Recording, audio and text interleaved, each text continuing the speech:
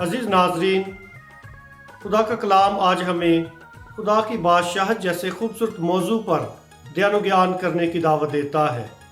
खुदा यीशु मसीह जिसने अपनी इलानिया ज़िंदगी का आगाज़ किया और अपने मंशूर को वाज़े तौर पर लोगों के सामने पेश कर दिया।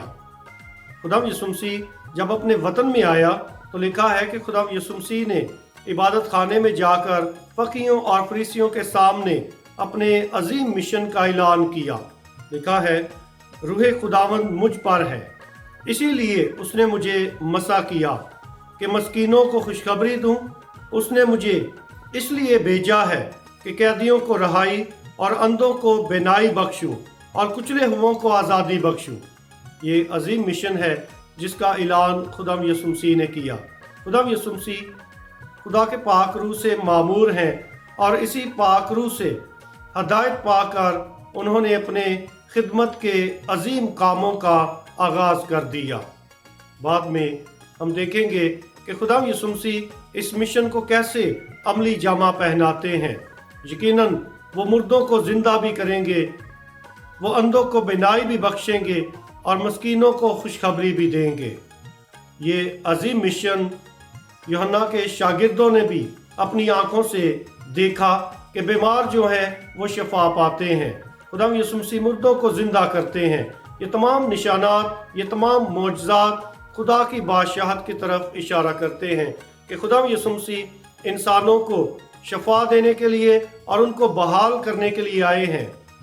आज की जो पहली तिलावत है इसमें भी खुशी का जिक्र पाया जाता है। बस गम ना करो क्योंकि खुदावंद की खुशी तुम्हारी कुव्वत है।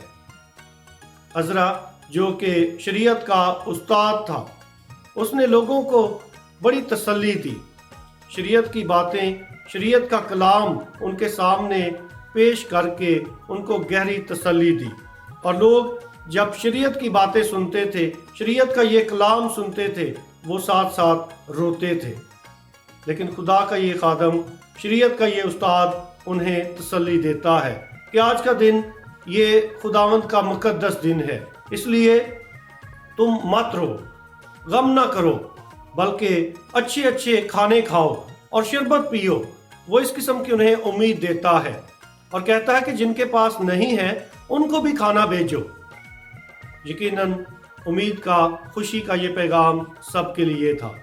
और खुदा जिसने हमें खुशी के लिए पैदा किया है, वो चाहता है कि जो कुछ हमारे पास है हम इसमें से दूसरों के साथ बांटते चले जाएं, दूसरों के साथ खुशियां बांटते रहें।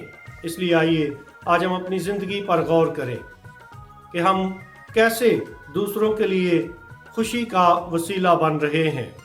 अगर आपके पास बहुत ज़्यादा अनाज है या बहुत ज़्यादा बैंक बैलेंस है, बैंक में पैसे बहुत ज़्यादा हैं, अंदाज़ा करें कल अगर आपकी मौत हो जाए तो वो किसके काम आएगा।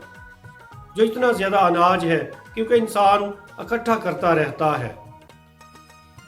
कितना ज़्यादा पैसा है आपके पास जो बैंक में पड़ा हुआ है।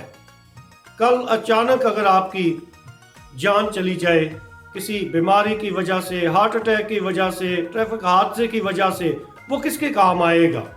खुदा चाहता है कि हम जो कुछ हमारे पास है दूसरों में बांट दें, इसी से खुदा की बादशाहत कायम होगी। खुदा हमें ऐसा करने की तौफीक दे, आमीन।